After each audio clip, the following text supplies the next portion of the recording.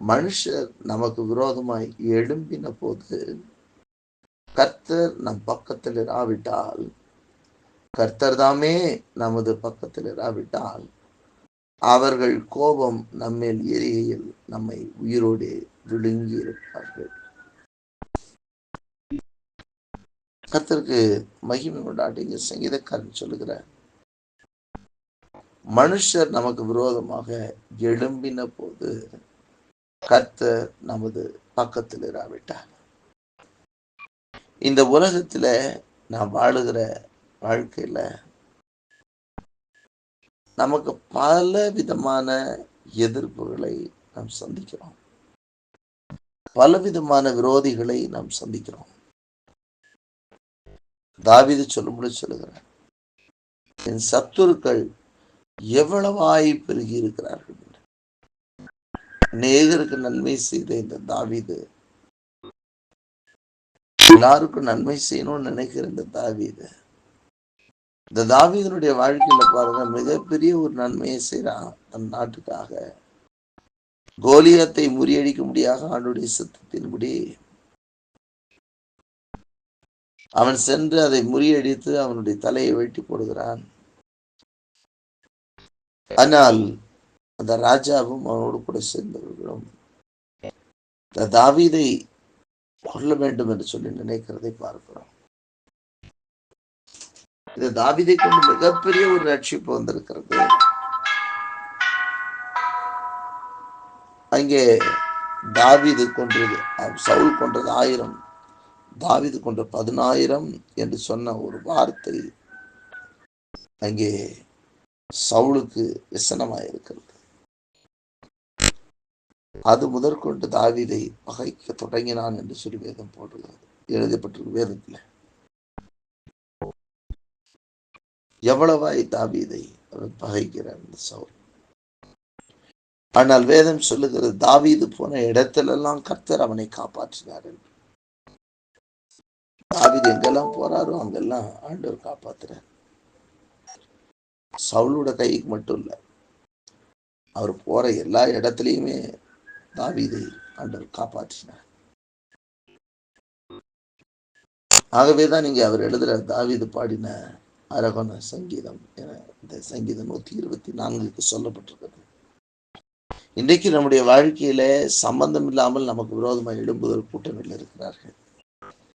நம்முடைய வளர்ச்சியை கண்டு அல்லது நம்முடைய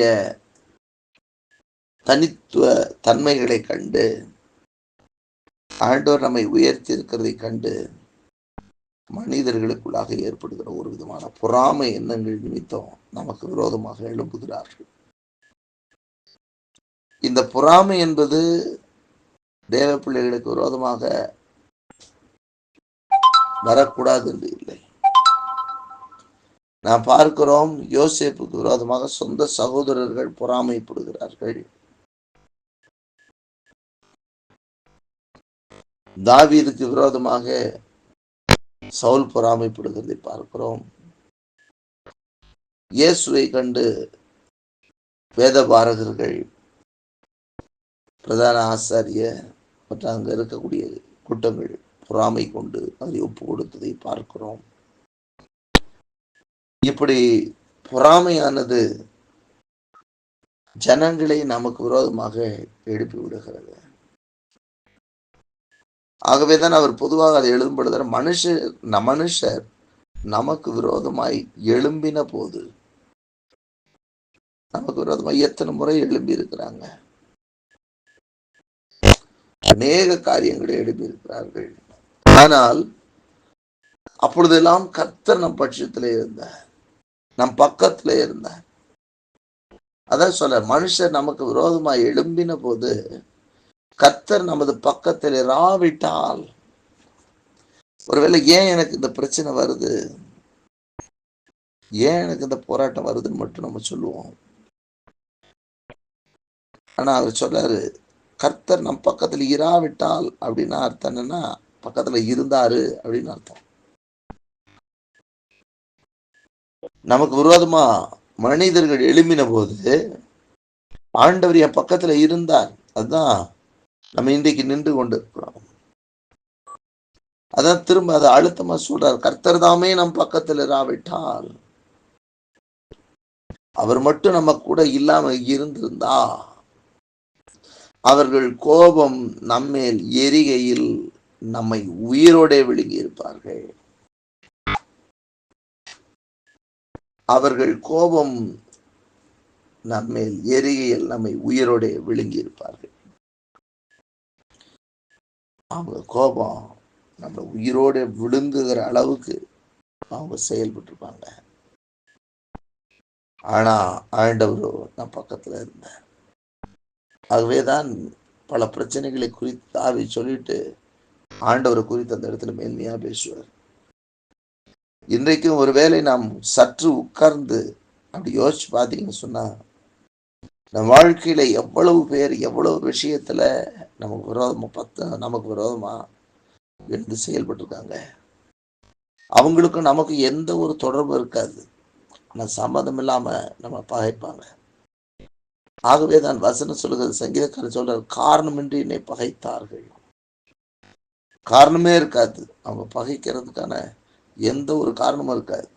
ஆனா அவர்கள் பகைத்து நமக்கு விரோதமாய் எழும்புகிறவர்கள்.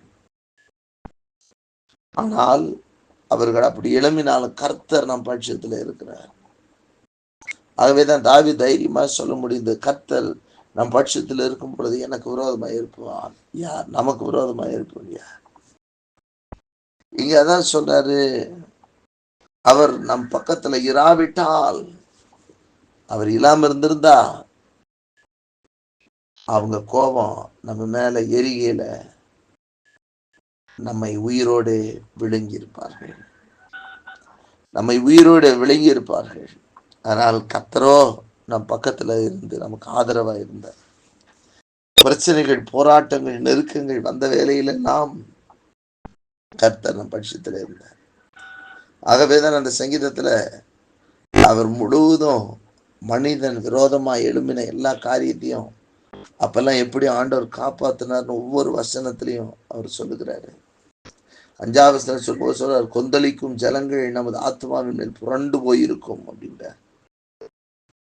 அதாவது கொந்தளிக்கும் ஜலங்கள் அப்படின் போது பயங்கரமா கொந்தளிச்சு வரக்கூடிய ஜலம், தண்ணி நம்ம மேல புரண்டு ஓடி போயிருக்கும். ஆனால் கர்த்தர் நம்ம பக்கத்துல இருந்ததுனால அவங்களால ஒன்றும் செய்ய முடியல. நம்மை கர்த்தர் பாதுகாத்தார், காப்பாற்றினார். எல்லா கடந்த சில ஆண்டுகளுக்கு முன்பாக வந்த சுனாமியை பாருங்க, சென்னையில வந்த வெள்ளம் பாருங்க, எத்தனை பேரை கொள்ளையாடினது. அதே போல மனுஷருடைய கோபங்களும் மனுஷருடைய எரிச்சல்களும் அவர்கள் நம்மை விரோதிக்கிற விரோதங்களும் சில நேரங்களில அது அழித்து கொண்டு போகிறதா இருக்கிறது.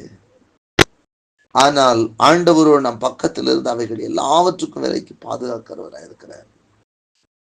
அதுக்கு அடுத்தும் வசனத்துல சொல்றாரு, நம்மை அவர்களுடைய பற்களுக்கு இரையாக ஒப்பு கூடாது இருக்கிற கர்த்தருக்கு ஸ்தோத்திரம். அவங்க கோபம் நம்மளை கடிச்சு தின்றலாமா அப்படின்ற அளவுக்கு இருக்கு. ஆனா அதற்கு ஆண்டவர் நம்மை ஒப்பு கொடுக்கல. அதுக்கு அடுத்த வசனம் சொல்றார், வேடருடைய கண்ணிக்கும் தப்பின குருவியை போல நம்முடைய ஆத்மா தப்பிற்று, கண்ணி தரித்தது நாம் தப்பினோம். எப்படி ஒரு வேடன் குருவிக்கு கண்ணி வைத்து அதை பட்சிக்கலாம் என்று நினைக்கிறான், அதே போல நம்ம போகிற இடத்துல எல்லாம் நமக்கு விரோதமா ஏதாவது செஞ்சு வச்சிருது. போகிற இடத்துல எல்லாம் எப்படியாவது சிக்கலமா வச்சு விட்டுறணும் அப்படின்னு பார்த்து சிக்கல் பண்ணி வைக்கிறது. அதனால் கர்த்தர் அதற்கும் அதை தெரிக்க பண்ணி அதுல இருந்து நம்ம தப்பு வைக்கிறார். அதுக்கு அடுத்து சொல்றாரு, நம்முடைய சகாயம் வானத்தையும் பூமியும் உண்டாக்கிற கர்த்தருடைய நாமத்தில் உள்ளது என்று சொல்லி. இப்போ ஆண்டவர் நம்ம பக்கத்துல இருக்கிறாரு, நம்ம கூட இருக்கிறாரு, நமக்கு சகாயம் அவருடைய நாமத்துல இருக்கு. ஆகவே இவ்வளவு காரியங்களும், ஒரு மனுஷனுடைய எதிர்ப்பு, விரோதம், மனுஷனுடைய பொறாமை, எவ்வளவு காரியங்களை செய்கிறது. ஆனால் கர்த்தர் நம் பக்கத்தில் இருந்து நம்மை காப்பாற்றுகிறார். அவர் அப்படி இல்லாமல் இருந்திருந்தால் நாம் எப்பொழுதோ அழிந்து போயிருப்போம் என்று வேதம் சொல்கிறது. ஆகவே நம்மை அழியாமல் காற்ற ஆண்டவருக்கு நாம் எப்பொழுதும் நன்றி உள்ளவர்களாக இருப்போம்.